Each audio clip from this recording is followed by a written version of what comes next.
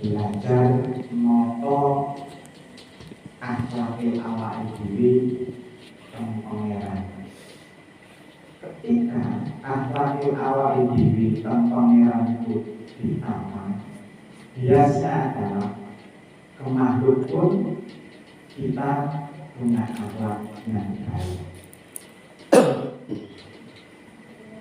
Nah, di ngaji kami di sini kita tidak menerangkan tentang pahala. Biasanya awal di ngaji itu di pahala. Saya dulu dulu ini ngaji sabab. Itu ganjarane koyo ibadah 100 tahun. Sing awalnya poso full, belum ini sholat full, dan itu diterima bulan lah total, jadi diterima semuanya. Nah itu kalau kajian lain, itu ngomongnya semua ganjaran. Di Lukas Pak, dia ada poso Pak. Ngarani Arafah dengan satunya apa? Yang tanggal 8? Tarbiyah. Sing sopone jadi poso tarbiyah ben Arafah. Iku padha karo poso setahun bukan pandangan. Nah, pendidikan belum ditanya ganjaran Pak. Terus pendidikan juga nggak menceritakan, nggak membahas tentang dosa, pahala dan dosa, nggak membahas tentang surga dan neraka.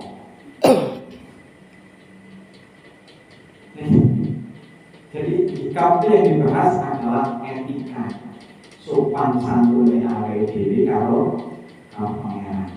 Semakin kesana Pak, hikam itu semakin asik. Semakin masuk ke sana semakin asik. Tapi ya itu kalau tidak awal-awal, nggak hati-hati, jadi ini bingung. Terus Pak, ini tak kasih selain pandang dulu kami. Terus. Ini sih dari kopi nggak mau manis dari kopi. Terus Pak, pendidikan ini Pak, nanti semakin kesana itu dibuka rahasia Pak. Sing jenengan itu senengani keramat, sing senengani keramat, sing senengane dari dukun, sing senengane ampuk, di sana dibuka di kamu. Terus pokoknya asik lah, kamu asik banget, asik. Baik, sebelum kita masuk ke hikam,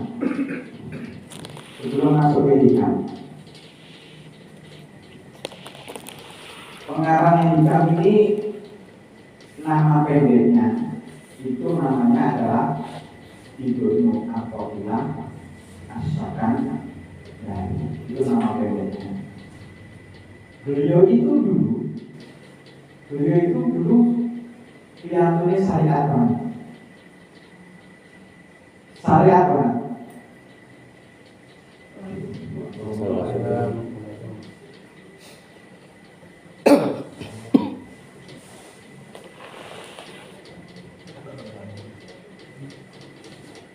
Jadi Ibnu Athaillah ini piantune syariat banget. Beliau ngajinya itu syariat banget. Terus suatu ketika beliau ini ngobrol dengan orang-orang tasawuf. Di antara teman-temannya itu orang-orang tasawuf. Kenapa kok beliau ini orangnya syariat banget? Dan beliau ini orangnya waktu itu menentang tentang ajaran-ajaran tasawuf. Karena ajaran tasawuf itu ngajarnya hiburan. Imam Al-Ghazali di zamannya Imam Ghazali itu dicap kalau saat ini netizen apa? Terus itu mulai kuburan, apa itu soalnya ini kuburan naik.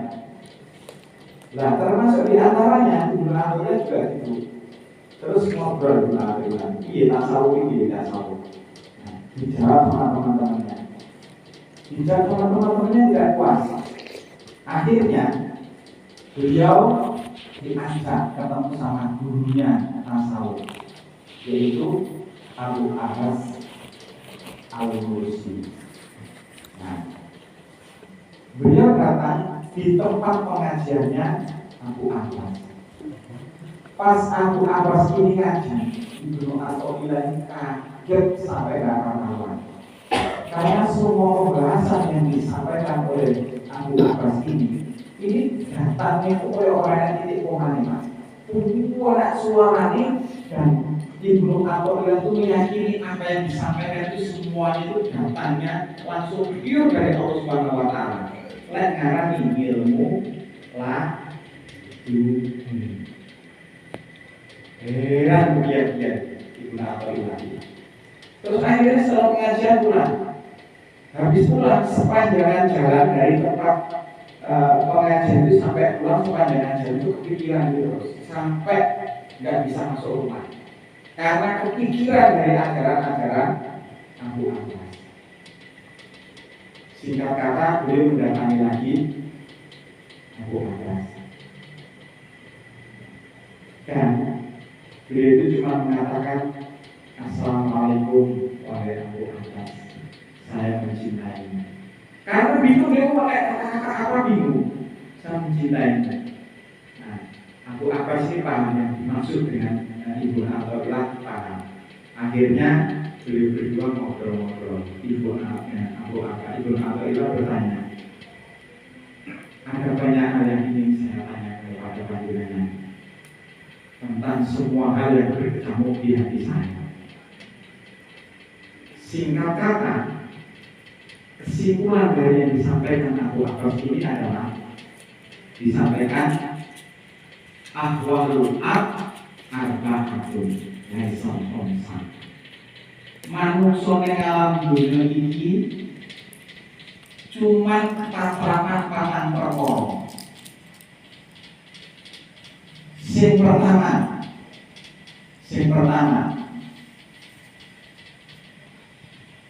yaitu an-nikmah. Yang kedua baliyah. Baliyah itu musibah. Yang ketiga at-ta'at. Yang pertama dong, nikmat, baliyah, ta'at. Satunya belum ya? Kita satu-satu dulu baca sambil ingat. Yang pertama nikmat. Ketika diparingi nikmat, tuntutan kita ini atau begini sederhananya, hidup kita ini semuanya bergelimang dengan nikmat. Coba kita telusuri yang paling kecil di tubuh kita itu. Ini tengah jadi itu orang kopi. Kita fokus ke ini dulu. Bapak ini atom dulu. Semongko. Allah menciptakan semongko. Niki semongko ini diciptakan oleh Allah itu menarik. Ini semongko dulu ya. Allah menciptakan semongko ini menarik. Terus di semongko itu energi. Ini baru semongko ini. Kemudian Allah menciptakan di diri kita rasa kok pengen makan semongko. Rasa pengen makan semongko. Akhirnya dari rasa pengen makan semongko kita jadi semongko dapat semongko. Rasanya lagi enak. Tapi ketika oleh Allah dicabut di antara rasa-rasa itu yang mungkin gula itu boleh nggak ada banget? Boleh ya? Terus anggapnya boleh lah misalnya. Kalau Allah mencabut di antara rasa itu kan mesti apa? Semua enak lagi, tapi itu sudah hilang. Sama dengan saya juga sama. Ada makanan-makanan itu diciptakan oleh Allah, makanan itu nikmat, nyaman. Tapi kita nggak berani makan karena apa? Ada sesuatu yang kalau dimakan itu kita jadi masalah. Jadi masing-masing itu oleh Allah Subhanahu wa taala diciptakan segitu-gitunya dan itu nikmat yang luar biasa. Coba sekarang kita kembali ke tubuh kita. Kita ini di tubuh kita punya sensor yang luar biasa. Lek luwe dikirimkan sinyal-sinyal luwe, kesel dikirimkan sinyal-sinyal kesel. Awalnya lo bergesi atau ngantuk akhirnya tidur. Coba kalau penjenengan yang hendak atau pengen turu, apa yang orang-orang rontok sakar dewi. Terus jenengan itu pengen ini, lek wis apa luwe berangkat terus warung, nggak ada sinyal-sinyal warung. Selesai, diet aja. Terus pas jenengan pengen pipis, orang yang rasa sinyal-sinyal pengen pipis, mau waktu karpe dewi. Jadi kalau kita menyadari tubuh kita itu semuanya diciptakan oleh Allah itu begitu nikmat luar biasa, itu sungguh luar biasa juga. Dan kita ini tidak memusingkan hal-hal yang lain. Itu cuma terkecil aja di sekitar kita. Nah, kemudian selanjutnya, ini pengantar aja Pak. Selanjutnya, yang dihadapi manusia yang lain itu adalah bahaya, musibah. Selama kita hidup di alam dunia ini, yang namanya masalah itu akan selalu datang silih berganti. Innal insana khalaqal insana fi kabad. Manusia itu diciptakan oleh Allah Subhanahu wa taala dalam kesusahan. Enak wong iki Pak. Enak wong iki berhati harus ketemu lagi. Atau aku kira itu bayar utang ini beres. Enggak ada Pak. Sesuatu yang bayar utang ini ada lagi yang lain. Jadi tidak ada sesuatu yang serta-merta enggak ada. Dan itu akan silih berganti datang terus. Intinya ketika dapat musibah maka bersabar. Musibah dia itu datang sering malah menjadikan solusi. Kita melihat di YouTube itu, wong sing nyolong itu apa? Ada anak muda yang nyolong gedang, sing diharap. Terus akhirnya dicekal polisi malah akhirnya berdiri banyak kan? Itu karena masalah dari barokah. Banyak seperti itu Pak. Jadi kita ini malah mendapatkan solusi kadang-kala ketika dibucaman masih mudah orang solusi, pas yang mudah masalah dapat solusi. Kemudian yang selanjutnya ibadah. Kalau kita melakukan ibadah, kalau ajaran pendidikan itu Pak, lek awake dhewe melakukan ibadah, oh jujur pernah ngerasa ngelakoni ibadah. Jadi piye yo Mas? Jenengan ibadah ora giling-giling ae. Wis aku iki wis mau orang jus iki. Enggak usah lupakan aja. Ceritanya ya, saya. Nah, setelah dijelaskan itu terus Ibnu Athaillah maklong, terus akhirnya beliau itu merenung, akhirnya menulislah buku itu dikasih nama Al-Hikmah. Enten jenenge ulama, enten jenenge hukama. Ulama itu adalah para orang-orang alim atau yang banyak ilmunya. Hukama itu adalah orang-orang ahli hikmah. Jadi al-hikam itu adalah kumpulan dari kata-kata hikmah. Baik, sekarang kita mulai kita awasulan dulu. Ikuti dan kita membawa berkat barokah manfaat. Amin. Kita keluarga kita dan kita. Amin. Ya dari Nabi Mustafa Muhammad sallallahu alaihi wasallam wa alihi wa sahbihi wa tabi'in. Ya yaumil al-Fatihah.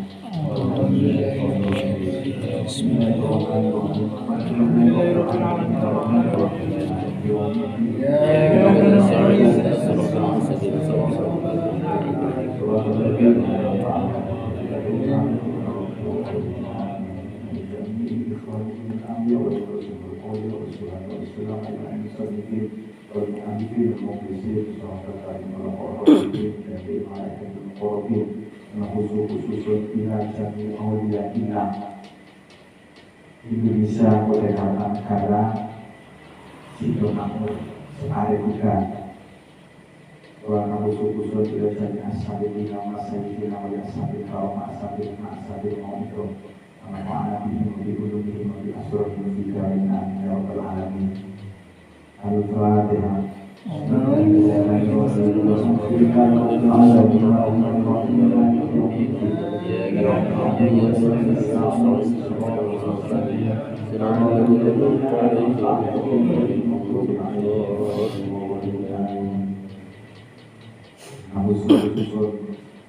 Sedoyo arwahipun Bapak Ibu Kurban Sedoyo wa qurubihi wa usulihi wa maghfir lahu warhamhu wa afihi wa wasi' man khalaq wa akhir usulahu wa nahusu khususun sedoyo para arwah cikal bakal Masjid Baitur Rahim cikal bakal Desa Buana Jaya cikal bakal Sido Makmur wa maghfir lahu warhamhu wa afihi wa wasi' man khalaq wa akhir usulahu Al-Fatihah.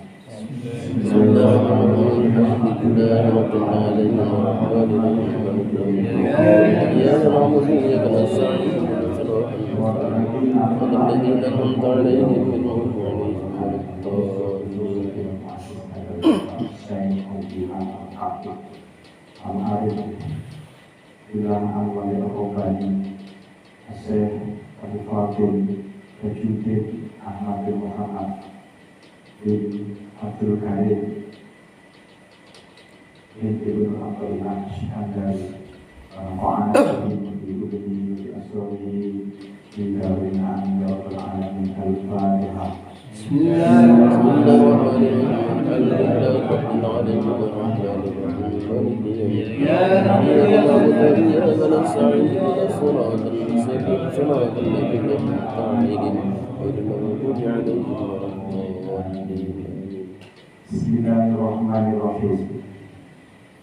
Min alamatil iktimati alam amal Nukok sonur roja Hinggai dibisalah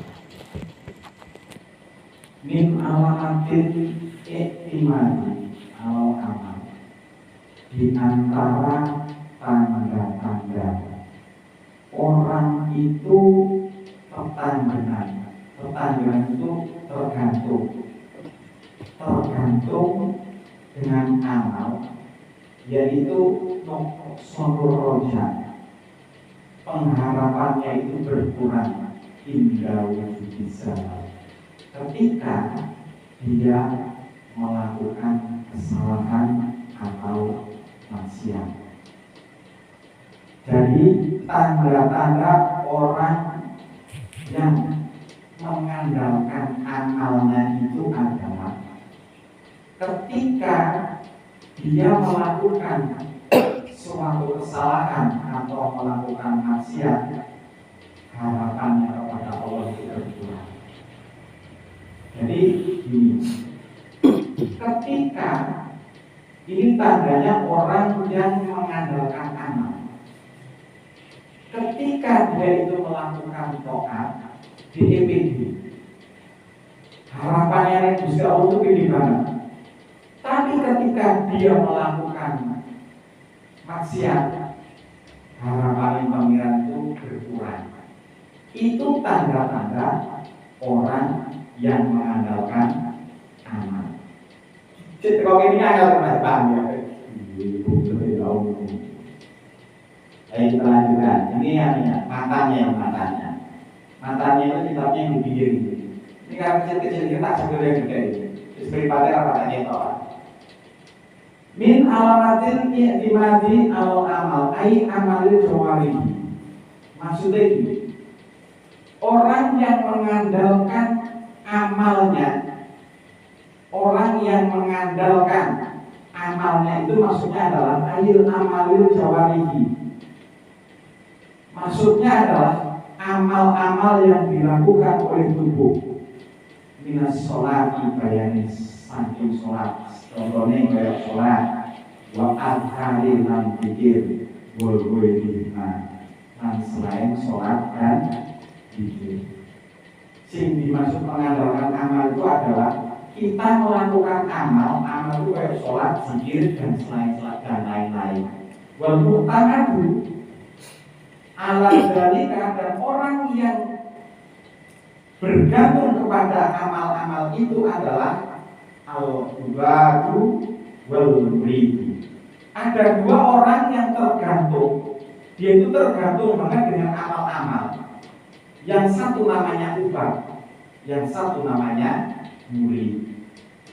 Nah, yang dimaksud dengan ubad ini adalah wal awal mengutaikan awal atau ubad itu adalah yutamaduna.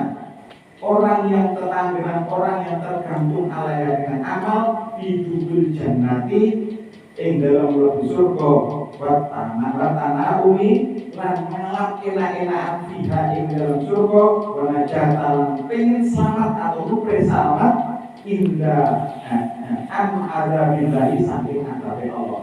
Yang pertama yang dimaksud dengan ubad itu adalah orang yang melakukan semua amal ibadahnya itu gara-gara pengen mlebu surga. Terus selain mlebu surga, dia wedi nyemplung nang neraka. Ini jenenge ubad.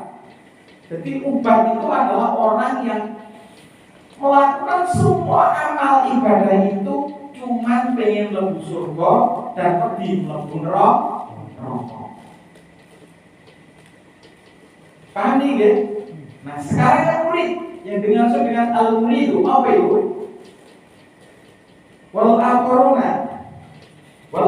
otaikan kami pindo murid iku yu tamadu alaiha fil wusulillahi ta'ala. Yang dimaksud dengan murid itu adalah orang yang menggantungkan amal-amalnya biar apa? Biar usul.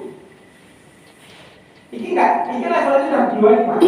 Kalau yang pertama ibadah gara-gara pengen mlebu surga, gara-gara pengen nyemplung neraka. Lah orang yang kedua ini kan, orang level yang kedua ini dia sudah beda lagi. Jenenge murid itu pokoknya pengen usul ning Gusti Allah. Jadi melakukan amal-amal ibadah itu karena pengen usul ning Gusti Allah. Terus usul itu nyampe Pak. Nyambung langsung dengan pangeran wakasfil astari lan buka piro-piro tutup anggurubin sangking hati. Dia nglakoni Pak wiritan maca Quran itu terutama wiritan Pak. Lek salat kaya orang terutama wiritan. Iki wong sing kedua iki sing jenenge murid iki nglakoni wiritan Pak terus diwaca kok wiritan. Niate apa? Ben usul nang pangeran. Ben hati niki tutup-tutupe hati kebuka. Lek wis tutupe hati kebuka, Pak. Terus donga-donga mustajab. Kena kita semuanya lagi, Pak. Kena kita semuanya. Lek wis usul nang pangeran, atine tutup-tutupe hati kebuka, donga-donga mustajab. Akhirnya apa dadi enten apa nih Pak Ibe? Ini seputarnya. Ini dari ini tuh habis uang dulu mau ngapain? Oh gampang Pak Ibe sini lah hubungannya. Terus siram naik latar Pak Ibe terus balik ini.